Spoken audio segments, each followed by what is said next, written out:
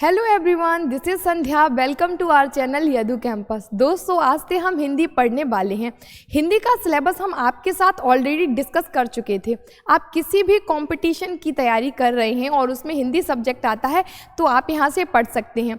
जिस वीडियो में हमने सिलेबस डिस्कस किया था उसका लिंक डिस्क्रिप्शन में है, आप वहाँ से जाकर देख सकते हैं। आज हमारे लेक्चर का पहला दिन है तो आज हम पढ़ने वाले हैं वर्णमाला, और वर्णमाला को हम 2 पार्ट्स में पढ़ेंगे। तो आज हम उसका पहला पार्ट पढ़ रहे हैं। चलिए बिना किसी देरी के हम अपनी वर्णमाला को स्टार्ट करते हैं। उससे पहले यदि आप अपने खुद से नोट्स बनाना चाहते हैं तो उसी फॉर्म में हमारे स्लाइड्स हैं, आप वो भी बना सकते हैं। चलिए स्टार्ट करते हैं। तो सबसे पहले हम किसी भी टॉपिक को पढ़ते हैं, वो चाहे किसी भी सब्जेक्ट का हो। जब भी हम किसी टॉपिक को पढ़ते हैं सबसे ज़रूरी होता है उस टॉपिक का मतलब समझना। तो हमारा टॉपिक है वर्णमाला, ठीक है। अब हमने इसे वर्णमाला ही क्यों कहा, कुछ और क्यों नहीं कहा। यदि बहुत सारे एक पेपर पर हम कई सारे अक्षर, कई सारे वर्ड लिख देते हैं तो वो आप उनको वर्णमाला कहेंगे, या जब वो ही सारे वर्ड एक व्यवस्थित समूह में लिखे होंगे तो आप उनको वर्णमाला कहेंगे। इसका मतलब है कि वर्णों के व्यवस्थित समूह को वर्णमाला कहते हैं। जितने भी वर्णमाला के अंदर शब्द हैं उन सभी शब्दों का जो एक व्यवस्थित क्रम है उनको हम क्या कहते हैं, वर्णमाला। यानी एक ऐसी माला जिसमें जितने भी वर्ड हैं वो एक व्यवस्थित समूह में लगे हुए हैं। चलिए अब हम समझते हैं कि वर्ड, ध्वनि और अक्षर में अंतर क्या होता है। सबसे पहले जब हम बोलते हैं तो हम इतना गौर नहीं करते हैं, तो हम वर्ड और अक्षर को साथ में बोल देते हैं, लेकिन इनके बीच में क्या अंतर है आपको समझ में आना चाहिए। सबसे पहले समझते हैं कि वर्ड क्या होता है। वर्णमाला के अंदर कोई भी वर्ड आ से ज्ञ तक यदि मैं यहाँ लिख देती हूँ, जैसे मैंने लिखा का, अब हमने ये लिखा है का या मैं लिखूँ आ, कोई भी चीज़ अगर मैंने यहाँ लिखी है, कोई भी वर्ड लिखा है तो लिखित है। यदि वो अगर मैंने वो लिख दिया है तो वो क्या हो जाएगा, वर्ड। उसे आप क्या बोलेंगे, वर्ड। लेकिन अगर उसी वर्ड को मैं बोल रही हूँ तो उसे क्या बोलते हैं, ध्वनि। अगर ये लिखा हुआ का मैं पढ़ूँ, यानी मैं पढ़ूँ का आ, तो ये क्या हो जाएगी, ध्वनि हो जाएगी। यानी लिखित वर्णों को हम वर्ड बोलते हैं और जिन्हें हम मौखिक रूप से बोलते हैं उन्हें हम क्या कह देते हैं, ध्वनि। अब बात करते हैं कि अक्षर। अब अक्षर में आप देख रहे होंगे क और क प्लस आ, तब मिलकर बनता है हमारा का। अब वर्ड में और इसमें अंतर क्या है, जितने भी अक्षर होते हैं वो वर्णों से मिलकर बने होते हैं। इसका क्या मतलब हुआ, जैसे जो भी आ से लेके जितने हमारे स्वर होते हैं वो सारे खुद में स्वतंत्र होते हैं, लेकिन जो हमारे व्यंजन होते हैं वो हमारे स्वरों से मिलकर बने होते हैं। तो जैसे हम जब क बोलते हैं, आप बोलकर देखिए तो क में आ निकलता है, क यानी आ भी ध्वनि कर रहा है। तो जब जो ये का मिलकर बनता है तो ये आधा का और आ मिलकर इसे क्या बना देता है, पूरा का। यानी जो 2 वर्डों से मिलकर बनता है वो क्या कहलाता है, एक अक्षर कहलाता है। यहाँ तक बात समझ में आ गई। अब बात करते हैं भाषा की सबसे छोटी इकाई। सबसे छोटी इकाई भाषा की क्या होती है, या तो ध्वनि होती है या फिर वर्ड होती है। क्या होती है, ध्वनि या वर्ड। आपसे कभी पूछा जाए कि भाषा की सबसे छोटी इकाई क्या है, तो वो क्या है, ध्वनि या वर्ड। अब बात करते हैं कि जो हमारी वर्णमाला में वर्ड हैं वो कितने प्रकार के हैं। तो हम उन्हें देख सकते हैं। एक तो स्वर वर्ड होते हैं और एक क्या होते हैं, व्यंजन वर्ड होते हैं। भाषा की सबसे छोटी इकाई ध्वनि होती है, ये मैंने आपको अभी बताया। अब बात करते हैं कि स्वर वर्ड और व्यंजन वर्ड में क्या अंतर है। अभी हमने आपसे कहा था कि वर्ड और अक्षर में क्या अंतर है, तो जो भी अक्षर होते हैं वो सारे क्या हो जाते हैं, व्यंजन हो जाते हैं। अब बात करते हैं स्वर वर्ड की। स्वतंत्र रूप से बोले जाने वाले वर्ड, यानी कि जितने भी हमारे स्वर हैं उनको बोलने के लिए हमें किसी भी व्यंजन की मदद नहीं लेनी पड़ती है। वो सारे कैसे होते हैं, अपने आप में स्वतंत्र होते हैं, किसी की भी उन्हें हेल्प नहीं चाहिए होती है। जैसे आ ई ऊ, हम आ ई ऊ पढ़ रहे हैं, ये तो प्राकृतिक स्वर होते हैं, इनको दूसरे किसी स्वर की भी ज़रूरत नहीं पड़ती है। जितने भी स्वर हम पढ़ते हैं स्वर में व्यंजन नहीं होते हैं, लेकिन जो बाकी स्वर हैं उनमें हमें ज़रूरत पड़ती है एक दूसरे स्वरों को मिलाने की। पर ये सारे कैसे होते हैं, स्वतंत्र रूप से बोले जाते हैं। अब क्यों स्वतंत्र रूप से बोले जाते हैं, जैसे मैंने बोला आ, तो आ में ई ऊ का की कुछ साउंड नहीं कर रहा है, किसी भी प्रकार की ध्वनि नहीं निकल रही है, यानी कि ये सारे अपने आप से बोले जाते हैं, स्वतंत्र रूप में होते हैं। स्वरों की संख्या 11 होती है।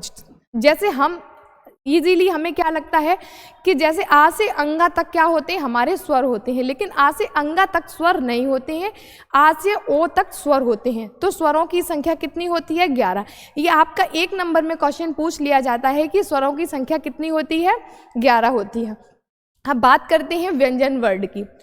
स्वर की सहायता से बोले जाने वाले वर्ड, यानी कि जो हमारे व्यंजन वर्ड होते हैं, जो का से शुरू होते हैं, ज्ञा पे या श्रा पर खत्म होते हैं, तो वो सारे व्यंजन किनकी मदद से बोले जाते हैं? स्वर की मदद से बोले जाते हैं। जैसे अभी हमने आपको बताया था कि क में जब आ मिलता है तब उसे बनाता है का, यानी क में मिला आ तो बन गया का। ऐसे नहीं बन सकता है, इसको आ की ज़रूरत पड़ेगी, यानी कि जितने भी व्यंजन हमारे पास हैं उन सभी व्यंजनों को जब हम बोलते हैं या लिखते हैं तो उनको किसकी ज़रूरत पड़ती है?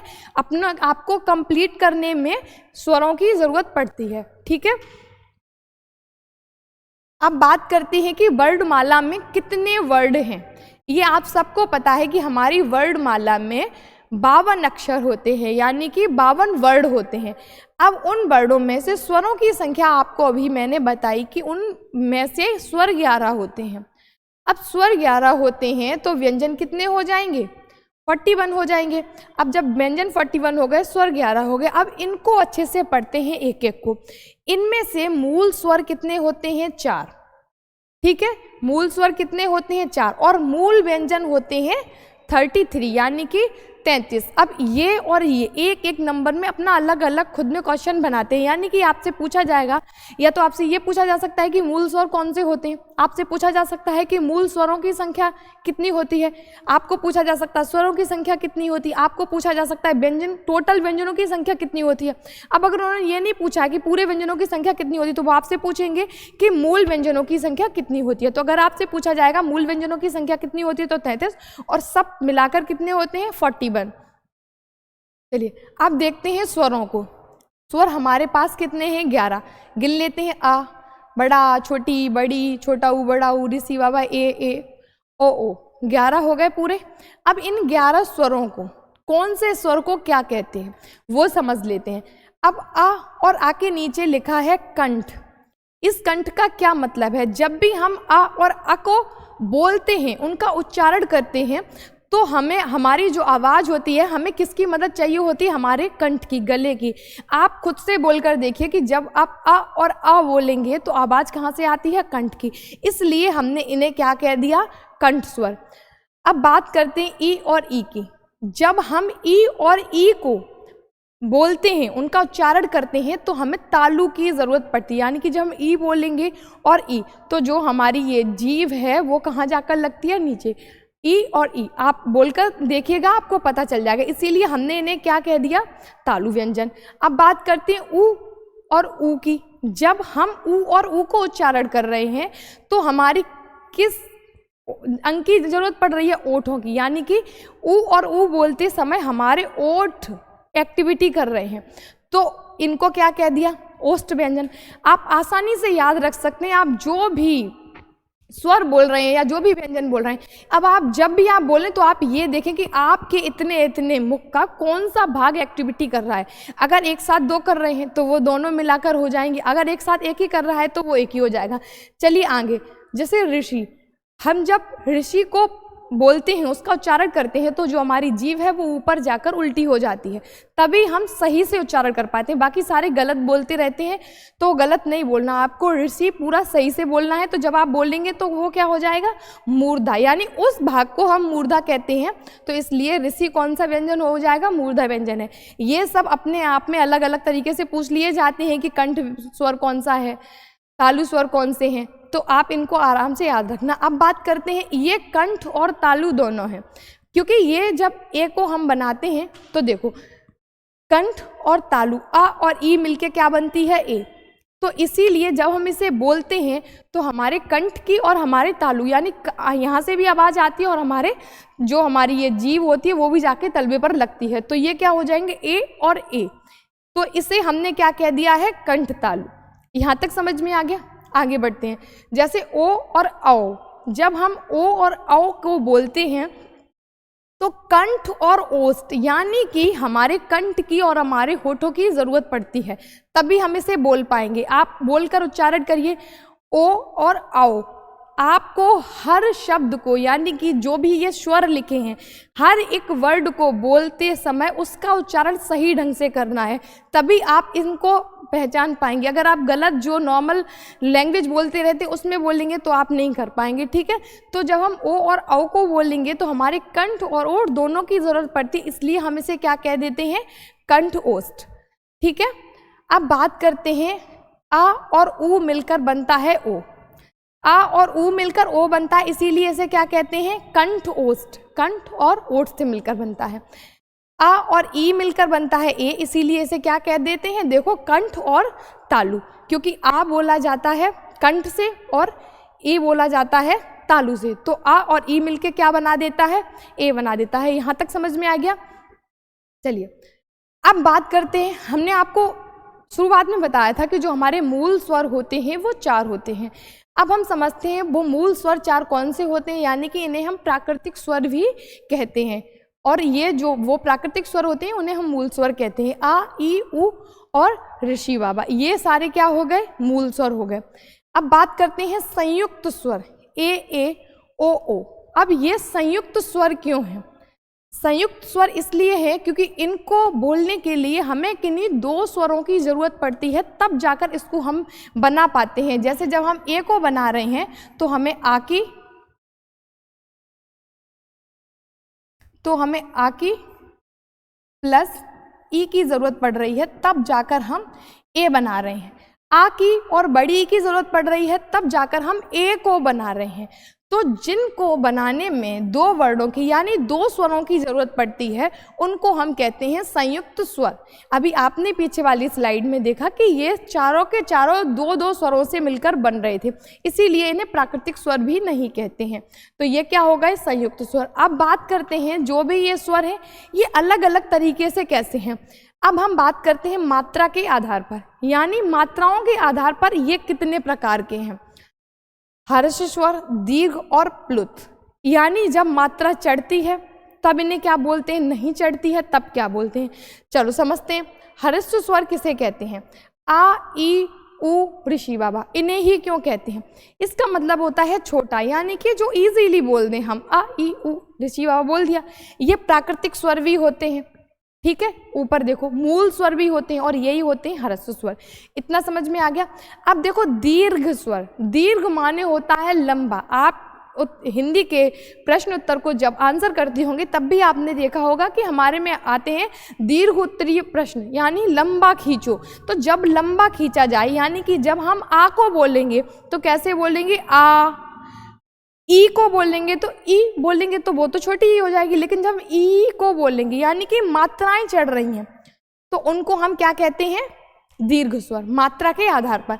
अब बात करते हैं प्लुत स्वर क्या होता है। कई बार हम इस तरीके से इसको लिखा देखते हैं ओम को, और इसे लिखा हुआ हम इसे समझ लेते हैं कि ये ऊ बना है, लेकिन ये ऊ नहीं होता है। जब भी हम ओम को बोलते हैं तो ओम को जब बोलेंगे तो इस तरीके से बोल पाते हैं ओम, यानी कि इन सबको मिलाकर एक कर दिया, यानी कि ये 3 ओ लिखे हैं तो देवनागरी भाषा के ये 3 जो हैं वो यहाँ बना देते हैं, तो इन्हें क्या कहते हैं, प्लुत स्वर। जहाँ पर मिला देते हैं हम 2-3 शब्दों को, उन्हें क्या कहते हैं, प्लुत स्वर। यहाँ तक समझ में आ गया। चलिए आगे बढ़ते हैं। अब बात करते हैं जिह्वा के आधार पर। जिह्वा मतलब जीभ, हमारी जीभ के आधार पर स्वर कितने प्रकार के होते हैं। सबसे पहले अग्र स्वर, मध्य स्वर और पश्च स्वर। बहुत आराम से आप सिर्फ सुनना, आपको आराम से याद हो जाएगा। अग्र स्वर कौन से होते हैं, ई ए। मध्य स्वर कौन सा होता है, अ। पश्च स्वर कौन सा होता है, बड़ा आ, छोटा ऊ, बड़ा ऊ, ओ और औ। अब हम इसको मैम याद कैसे रखेंगे, आपको याद कैसे रखना है, आप आ को याद कर लीजिए, ठीक है। हमारे पास 3 है, अग्र, मध्य और पश्च। आप सिर्फ आ को याद कर लीजिए कि आ हमारा जो है वो बीच में आता है, ठीक है। आ मध्य हो गया। अब जो ये आ की जो फैमिली है, यानी कि जहाँ भी ये बनता है, ये आ बनने के बाद ही इतना बनने के बाद ये कौन सी हो जाती है, हमारी आ की फैमिली होती है। अब ये देखिए इसका पूरा परिवार नीचे है, यहाँ से यहाँ तक, ठीक है। इस फैमिली का कोई सदस्य यहाँ तो नहीं है, तो जो भी हमारे आ की फैमिली के मेंबर हैं, यानी आ का जो हमारा परिवार है वो कहाँ रहता है, आ के पीछे रहता है, ठीक है। ये हेड है, तो जो भी फैमिली के हेड होते हैं वो आगे रहते हैं और जो भी फैमिली के मेंबर्स होते हैं वो कहाँ रहते हैं, पीछे रहते हैं। तो ये मध्य स्वर हो गया, ये पश्च स्वर हो गया। अब जो बचा है स्वरों में, हमारे पास 11 स्वर हैं, 1 2 3 4 5 6 7 8 9 10, एक है ऋषि बाबा। अब देखो अब जो बच गए वो कहाँ चले गए, अग्र स्वर में चले गए। यहाँ तक बात समझ में आ गई। अब बात करते हैं ओष्ठ के आधार पर। ओष्ठ मतलब ओठों के आधार पर स्वर कितने प्रकार के होते हैं। तो एक होते हैं वृत्तमुखी, दूसरे होते हैं अवृत्तमुखी। वृत्तमुखी का मतलब क्या होता है, वृत्त का मतलब क्या होता है, सर्कल होता है। अब वृत्तमुखी का क्या मतलब होता है कि सर्कल, यानी कि जिसको बोलते समय हमारे ओठ गोल हो जाएं वो क्या हो गए, वृत्तमुखी। चलिए हमारे साथ आप भी बोलकर देख लीजिए, उ उ ओ औ, यानी ओठों का गोल हो जाना, सर्कल में आ जाना या वृत्त में आ जाना, तो वो वाले कौन से हो जाते हैं, वृत्तमुखी। अब बात करते हैं अवृत्तमुखी। अब आप आराम से देखो, कंफ्यूज होने की कोई ज़रूरत नहीं है। नीचे वाली जो लाइन है इसे आप पढ़कर देखिए, आ ई ए। कहीं भी आपको ऐसा लग रहा है कि आपके गोल गोल हुए हैं ओठ हो, जब आप बोल रहे हैं तो आपके ओठों का आकार गोल गोल बन रहा है, नहीं बन रहा है, यानी अवृत्तमुखी, यानी कि व्रत नहीं बनेगा या आधा व्रत बनेगा। जैसे आप बोलेंगे मैम आ में बन रहा है, लेकिन वो आधा ही रहेगा, ऊ की तरह गोल नहीं होगा, ये आपको याद रखना है। तो अवृत्तमुखी में कितने आ जाएंगे, आ ई और ए आए, ठीक है। चलिए अब बात करते हैं मुख खुलने के आधार पर। मुख खुलने के आधार पर कितने तरीके के होते हैं, विव्रत, अर्धविव्रत, संव्रत और अर्ध संव्रत। अब इन चारों को अगर आप देखेंगे तो आपको बहुत ज़्यादा कठिन लगेंगे, लेकिन आपको कैसे समझना है। विव्रत का मतलब होता है खुला हुआ, ठीक है, विव्रत का मतलब होता है खुला हुआ और संव्रत का मतलब होता है बंद। अब ये जो विव्रत है, जब भी खुला हुआ का मतलब है मुख खुलने के आधार पर, आपका मुख जिस हिसाब से खुल रहा है उस हिसाब से आपको क्या बता देना है कि ये वो वाला स्वर है। अब आप कैसे बताएंगे, यानी जब आपका मुख खुल रहा है तो वो क्या हो गया, विव्रत, यानी जब आप आ को बोलेंगे तो आप कैसे उसे उच्चारण करेंगे, आ। जब आप आ बोलेंगे आपका पूरा मुंह क्या हो रहा है, खुल रहा है, तो विव्रत में आ गया। अब आप बचे हुए स्वरों में से सबको बोलकर देख लीजिए, आपका पूरा मुंह किसी में नहीं खुल रहा होगा, गोल हो रहा होगा, आधा गोल हो रहा होगा, लेकिन पूरा नहीं खुल रहा होगा। पूरा किस में खुलेगा, जब आप आ को उच्चारण करेंगे। अब बात करते हैं अर्धविव्रत की। अर्धविव्रत की बात करते हैं, यानी कि आधा खुला हुआ आपका मुंह, ये तो आप देख ही रहे हैं कि मुख के खुलने के आधार पर है, तो जो आपका मुंह है वो आधा खुला होगा। आ, ए और ओ, आ ए ओ बोलेंगे तो मुंह खुलेगा पर आधा खुलेगा। अब बात करते हैं संव्रत, यानी कि बंद। आपको बस इसका मतलब याद रखना है कि विव्रत माने होता है खुला हुआ और संव्रत माने होता है बंद।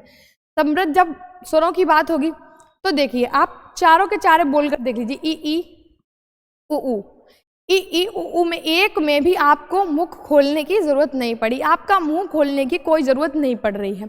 अब बात करते हैं अर्ध संव्रत, यानी कि आधा बंद, ए ओ, आधा बंद रहेगा, आधा कैसा रहेगा, खुला हुआ रहेगा। तो जब आप इन चारों को देखेंगे तो आपको ये याद रखना है कि इनके मतलब क्या है, क्योंकि हिंदी में आपको याद रखना थोड़ा सा कठिन होगा। तो इसकी जो सरल हिंदी है वो क्या है, वर्ड मीनिंग आप समझ लीजिए, उसके हिसाब से आपको ये भी याद रखना है।